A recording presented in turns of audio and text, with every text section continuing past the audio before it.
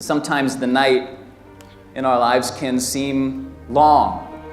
We can find ourselves in what I call a midnight hour.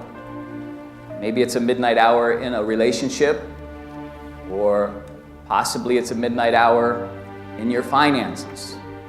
It could be that you feel like you're under attack with your family, and the night drags on. And the night can sometimes drag on not just for one night. Sometimes it can drag on for days, weeks. Maybe it's a midnight hour, you've been standing and praying and believing God, and you're exhausted, disappointed, and we need a new beginning. Maybe it's an attack on your health.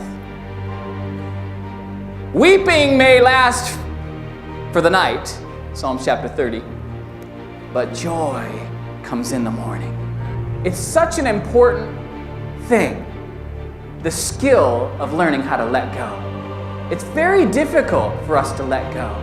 You got hurt, there was injustice, you just don't understand why they did that thing to you. Or you don't understand why you're in this midnight hour. You've been praying and you've been seeking God. Maybe it's your marriage and it's become such a tangled mess of little things that you've been mad about for so long, you don't even know how to untangle the mess that you're in. And God is simply saying to us, I've got a new beginning for your marriage. I've got a new beginning for your health. I've got a new beginning for your finances, but I need you to learn how to let go. Can you just let go of that thing, those old disappointments? Can you let go of the discouragement? Can you let go of your insecurities and your fears? Can you learn how to let go and trust God? That's what David was doing. He was letting go. We got to take off the grave clothes and be set free. Somebody say amen. We can't hold on to the old.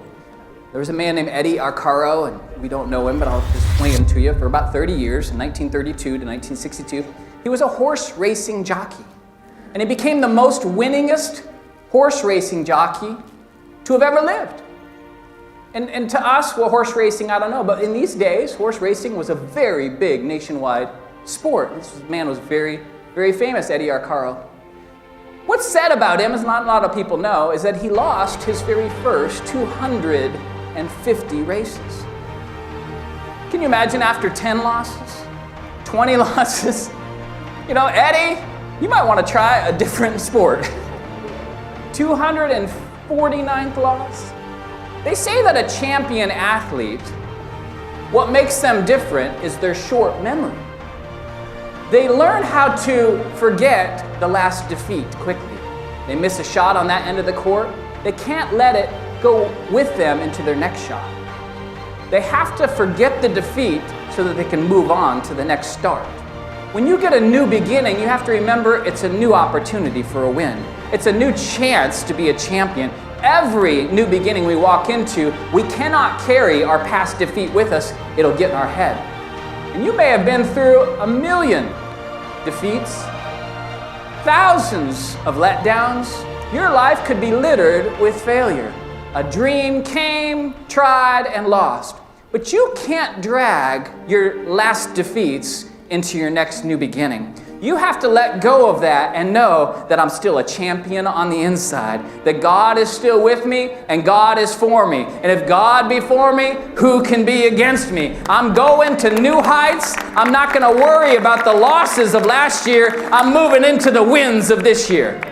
I think sometimes we forget who's in us when we're in our dark time.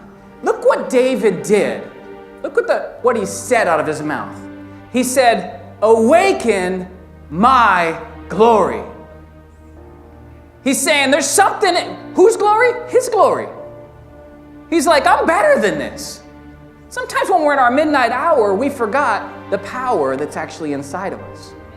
We're so drug into the negativity, the pain, the hurt, the discouragement, we forgot who's on the inside of us. I have Jesus. When I became a believer in Jesus Christ and I put my faith in Him, His Spirit that raised Him from the dead came and made His home on the inside of me. And I have to learn how to imitate what God says and not what the world says.